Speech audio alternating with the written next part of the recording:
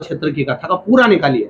हम जो कहे गए वो बात हम हमेशा हर व्यासपीठ से कहते हैं, पहले अपना कर्म करिए, पहले अपनी विद्या अध्ययन करिए, मेहनत करिए, जितनी कर सकते हो उतनी दी जान से करिए। उसके बाद जब आपको लग रहा है कि मैं इसमें उत्तीर्ण नहीं हो पाऊंगा, आपको लग रहा है कि मैं इसमें निकल नहीं पाऊंगा, तब आप बेलपत्र में बीच वाली पत्ती पर शहद लगाइए। उसके बाद आप भगवान देवाधिदेव महादेव को स्पर्श करिए।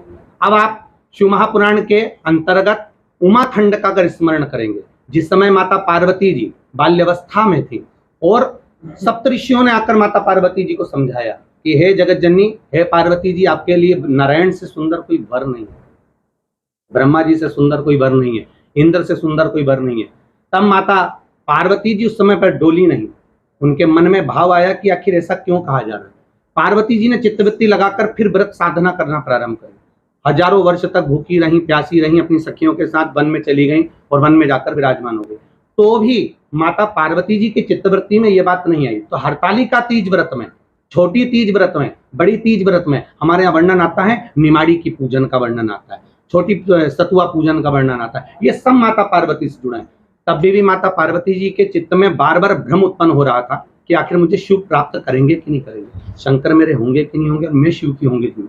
तब माता पार्वती जी ने एक, जिसके कारण माता पार्वती का नाम मधुवती भी कहा गया, तो तब एक मधु शहद का स्वरूप धारण कर कर माता पार्वती जी ने देखा कि एक शहद की बूंद नीचे टपक रही है। जिस गुफा के अंदर माँ तप कर रही है, साधना कर रही है, उस शहद की बूंद को माता पार्वती जी ने स्पर्श कर, उससे बेलपत्री का स्पर्श कर शंकर भगवान को चढ़ाया। तब शंकर भगवान प्रसन्न होकर पार्वती जी को रिझाने के लिए फिर मगर का रूप रखकर आए। मगर का रूप रखकर आए तो पार्वती जी का चरण कमल भगवान शिव ने पकड़कर उनको जल में ढकेलना चाहा, जिससे घबराएगी और मृत्यु त्याग देगी।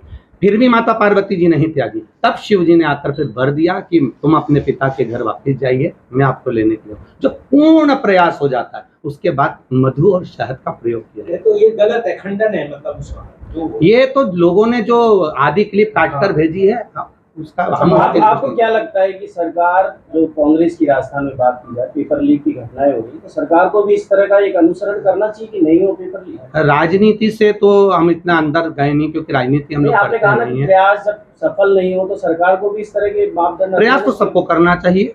प्रयास करने में क्या अपना नहीं, बेलपत्र से मतलब करिए ना, क्या दिक्कत है। बेलपत्र कोई पहले जाए तो सही मंदिर, उससे बढ़कर खुशी की बात हमको क्या होगी। लेकिन इनका कहना ये है कि सरकारें काम कर रही हैं, उनके पास फोर्स है, सिस्टम है, एडमिनिस्ट्रेशन है, उसके बाद भी दुष्कर्म नहीं रुकते, अपराध नहीं रुकता, हत्या नहीं रुकते, पेपर लीक हो रहे हैं, बच्चों को रोजगार नहीं मिल रहे, तो सरकार पूर्ण प्रयास कर ही रही है। हमने हमारी इसके बाद भी सफलता नहीं मिलती, तो सरकार को ये उपाय जो है वो अपनाना चाहिए, ताकि अपराध नहीं हो, लोगों को नौकरियां लगे और पेपर लीक नहीं हो। सरकार अपराध रोक सकती है क्या? पहला प्रश्न तो आपसे भी है, सरकार अपराध रोक सकती है क्या? वो भूतो न भविष्यत है, कभी नहीं रोक सकती। अपराध अगर रोक सकते हैं तो हमारे घर के संस्कार रोक सकते हैं, अपराध कोई नहीं रोक सकता। अपराध में हमारे घर के बच्चों को हम क्या सीख देना है, हमारे घर के व्यक्ति को हम क्या सीख देना है, हमारे घर का रहन सहन क्या है, हमारे रहने का तरीका क्या है, हम अपराध रोकेंगे। हमारे घर के संस्कार अपराध रोकेंगे। आप अगर अपने बच्चा गलत काम कर रहा है ना, उस बच्चे को आप डांट देंगे, एक बार, दो बार डांटेंगे, तीन बार डांटेंगे, बच्चा अपने आप सतमार्ग पर चलना प्रारंभ करेगा। आप पास गीला है उसको मोड़ सकते हैं, सूख जाएगा, टूट जाएगा।